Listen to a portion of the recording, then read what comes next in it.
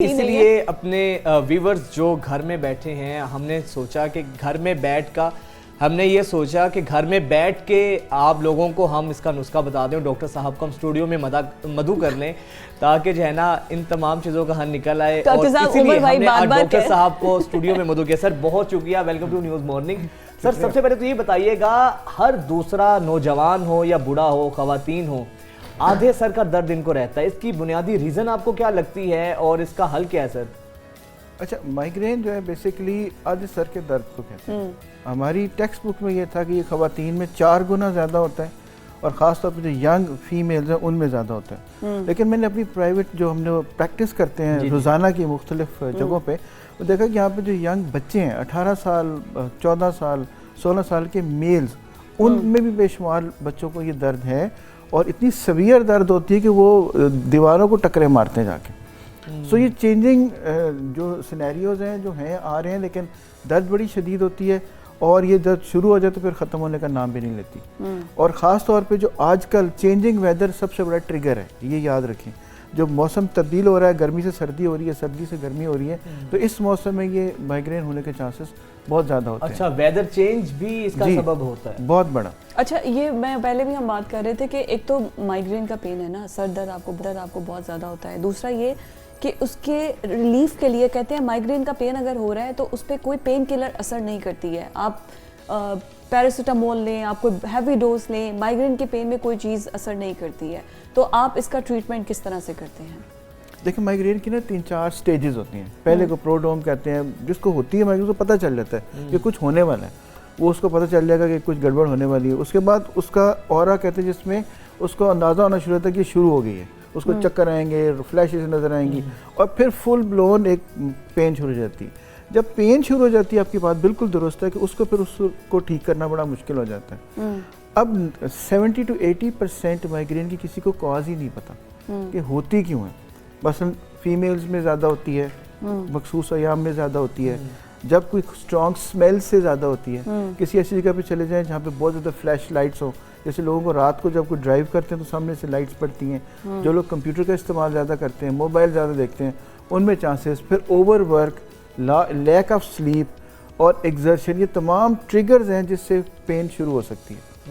अब सबसे पहली बात तो ये कि हम ये डिस्कस करते हैं कि पेन शुरू हो जाए तो क्या करना है। आप ऑफिस में बैठे हैं, आपको दर्द शुरू होगी। आप घर में बैठे हैं, दर्द शुरू होगी, तो क्या करना चाहिए? सबसे पहले आप घरेलू से टोटका कि उस बंदे को जब पेन हो रही है तो उसको उठा के किसी ऐसी जगह पे ले जाएं जहाँ पे रोशनी कम है। एब्सोल्युटली, लाइट रोशनी कम है और रोशनी, अगर रोशनी है तो लाइट्स बंद कर दें। कमरा ठंडा हो, अगर वो लाइट्स बंद कर दें, थोड़ी देर पानी पी लें, रिलैक्स करें, जहाँ पे शोर ना हो, फ्लैशिंग लाइट्स ना हो, मोबाइल इस्तेमाल ना करें, तो आहिस्ता आहिस्ता पेन का लेवल कम होना शुरू हो जाता है। और बाज़ लोगों को किसी किस्म की दर्द से कोई आराम, किसी किस्म की दवाई से कोई आराम नहीं आता। उनको ये टोटके से इसी तरह से आराम, ये ज़रूरी है। देखिए ना, हर बंदा हर वक्त हॉस्पिटल तो नहीं जा सकता। अगर किसी को ड्यूरिंग ऑफिस वर्क के दौरान या इस आपके काम के दौरान कुछ शुरू हो गया तो फिर क्या करें? तो ये सबसे बेहतरीन काम है कि फिर आप उसको किसी ऐसी जगह पे ले जाएं जहाँ पे लाइट्स कम है, कमरा ठंडा है और कोई फ्लैशिंग चीज़ नहीं है, स्ट्रॉन्ग स्मेल नहीं है। वो आहिस्ता से उसका पेन सबसाइड हो जाएगी। अगली बार मैं क्या करता हूँ, पेन की बेसिकली माइग्रेन का असूल ये है कि हम जिसको पेन होती है कभी उससे पूछिएगा, वो आपको ये बताएंगे मेरी दिमाग के खून की नाली जो ऐसे ठक ठक ठक ठक बढ़ती है। आपको पता लगता है कि अंदर कोई चीज़ मशीन जैसे चल रही है। नंबर 2, यहाँ पे पट्टों का खिंचाव शुरू हो जाता है। मैं करता हूँ बेसिकली ओजोन थेरेपी, ऑक्सीजन की प्योरेस्ट फॉर्म है। सबसे जो इसमें मज़े की बात है, उसको हम स्किन में लगाते हैं। We don't go inside, inject नहीं करते। वो क्या करती है, जो मसल्स हैं उनको रिलैक्स कर देती है और वो जो खून की नाली फैली भी है उसको अपनी जगह पे वापस ले आती है। उससे जो पेन है वो रिलीव हो जाती है। अब चंद दिन पहले मुझे एक दुबई से फ़ोन आया मेरे पेशेंट का, डॉक्टर साहब 5 महीने मैं एब्सोल्युटली पेन फ्री रहा हूँ, अब मुझे दोबारा पेन शुरू होगी तो अब मुझे क्या करना चाहिए? डॉक्टर साहब, वैसे मैं आपकी बात कट कर रही हूँ, मुझे बाकी कोई पेन नहीं थी, लेकिन अब मुझे हल्की हल्की पता नहीं क्यों अंदर से फीलिंग आ रही है कि मुझे शोल्डर पेन स्टार्ट हो रहा है।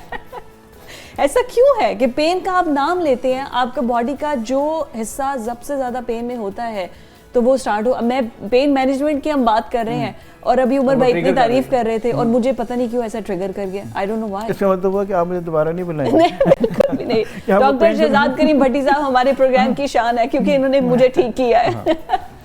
और बाकी जो भी ट्रीटमेंट करते हैं हमें उसमें तसल्ली ये होती है कि आप ना स्टीरॉइड्स लगा रहे हैं, ना कोई हैवी एंटीबायोटिक्स दे रहे हैं, ना कोई ऐसा काम कर रहे हैं जिससे पेशेंट को कोई नुकसान है।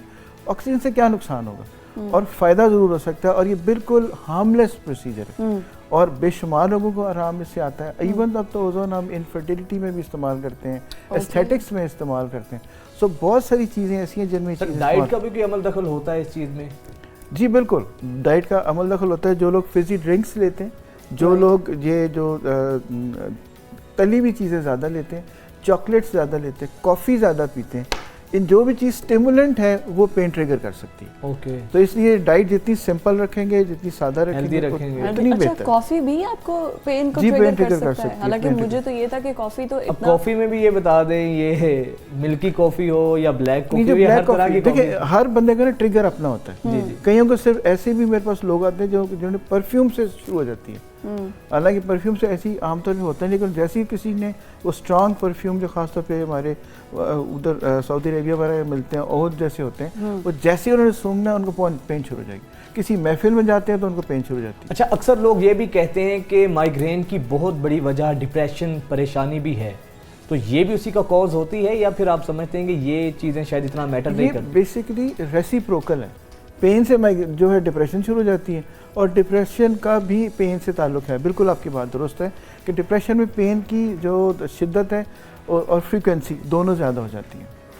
शिद्दत में इजाफा हो जाता है ना, क्योंकि सबसे पहले तो आपके स्ट्रेस नॉड्स हाई होते हैं, वो आपको डिप्रेशन की तरफ लेके जाते हैं, फिर ये पेन होता है। अच्छा, साथ ही आप चूँकि सिर्फ माइग्रेन की पेन को ही डील करते हैं या बॉडी के, जैसे आपने बोला कि अब तो ओजोन थेरेपी जो है ये एस्थेटिक में भी यूज़ हो रही है, इसके अलावा फर्टिलिटी के लिए भी आप यूज़ कर रहे हैं, तो कहाँ कहाँ पर जो है वो यूज़ कर सकते हैं? और स्पेशली बॉडी के तो किसी भी हिस्से में पेन हो सकती है ना, तो उन सब के लिए ये फ़ायदेमंद है ओजोन थेरेपी? जी बिल्कुल। अब मेरे पास ज़्यादा जो पेशेंट्स आते हैं वो आते हैं कमर की दर्द के साथ। जैसे उन लोगों को किसी की डिस्क स्लिप कर गई है, अब उस डिस्क स्लिप करने का 90% जो इलाज है, अगर दवाइयों से फ़र्क ना पड़े तो सर्जरी है।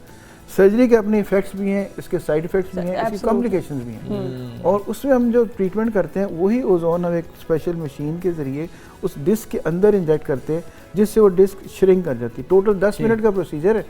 ना बेहोश करते हैं, ना सुन करते हैं, ना कोई टांका लगाते हैं। आधे घंटे बाद पेशेंट को उठा के घर भेज देते हैं और कहते हैं अगले दिन काम पे जाओ। सो इस किस्म का प्रोसीजर अभी तक पाकिस्तान में तकरीबन मोर देन 70,000 पेशेंट्स किए हैं, 70,000 मरीज पाकिस्तान में, with a 75 to 85% result with no side effects. Right, 75 to 85%. और सारी दुनिया में प्रेजेंटेशंस हैं बहुत। इवन आप देखें कि सिर्फ टर्की के अंदर मोर देन 6,000 डॉक्टर्स हैं जो ओजोन थेरेपी करते हैं। स्पाइन वाले लोग थोड़े हैं, ये इंटरवेंशन वाले लोग थोड़े हैं, लेकिन इतनी पॉपुलर ये थेरेपी है सारी दुनिया के अंदर कि आप ये देख, जिस चीज़ का साइड इफेक्ट कोई नहीं है, नुकसान कोई नहीं है, आपको फ़ायदा तो हो सकता है, नुकसान कोई नहीं। चलिए सर, ये तो बहुत अच्छा है कि आपने ओजोन थेरेपी के हवाले से बता दिया है। अच्छा, अब जो व्यूवर्स या जो फीमेल्स हमें घर में बैठी इस वक्त देख रही हैं, उनको क्या सजेशन देना चाहेंगे? इससे एहतियात कैसे की जा सकती है? और जो बीवियां शोहरों को सर दर्द देती हैं, उनका भी आप कोई इलाज? हाँ जी, उसमें मैंने देखा ये है कि हमारे पास जितनी पेशेंट्स आती हैं, शोहरों को भी अपनी हरकतें दुरुस्त करनी चाहिए। उससे भी मुझे डॉक्टर साहब पता क्यों अच्छे लगते हैं, क्योंकि डॉक्टर साहब हमेशा खवातीन की साइड देते हैं। वो बताते हैं कि खवातीन ड्रामे नहीं कर रही होती, उनको सच में पेन हो रही होती है। वैसे माइग्रेन सर दर्द में अभी भी दूसरे नंबर पे, पहले नंबर पे बीवियां ही आती हैं। तो नहीं, बात आपकी दुरुस्त है, लेकिन बात ये तो घर के मामला है ना जी, हर बंदे को अपने अपने मामला के बारे में पता है कि आगे क्या करना है। लेकिन ये पेन स्ट्रेस लेवल है जो है ना, ये कॉज है पेन का। अगर मियाँ स्ट्रेस देगा या बीवी मियाँ को स्ट्रेस देगी तो ये पेन ट्रिगर हो सकती है उससे। बिल्कुल ठीक बात है, बिल्कुल ठीक है। स्ट्रेस लेवल जो है ये पेन आपको ट्रिगर भी कर सकता है, एनहांस भी कर सकता है और बढ़ा भी सकता है। सो ये चीज़ें हैं जिसको हमें अवॉइड करनी चाहिए। और ख़ास तौर पे जो आजकल का मौसम है, जब गर्मी से सर्दी हो रही है, सर्दी से गर्मी होती है, changing weather is a trigger. तो जो लोग इस मौसम में अपने आप को ठंडे एसी से एकदम गर्म जगह पे उस चीज़ों को अगर अवॉइड करेंगे तो टेम्परेचर चेंज नहीं होगा, तो उनकी माइग्रेन का लेवल भी, इंटेंसिटी भी कम हो जाएगी और वो उनके अटैक्स भी कम हो जाएंगे। डॉक्टर साहब, कोई एक्सरसाइज भी है ऐसी जिससे माइग्रेन से या ऐसे जो खासतौर पे शैटिका वगैरह जो ऐसी दर्दें हैं इनसे बचा जा सकता है, ये भी जरा हमारे व्यूअर्स को and plus guide deep sleep कीजिएगा। के बारे में भी बता दें कि स्लीप कितना सूदमंद हो सकता है। स्लीप तो बहुत फ़ायदेमंद चीज़ है, Right. सारी बॉडी के लिए सोना से बेहतरीन कोई चीज़ नहीं है।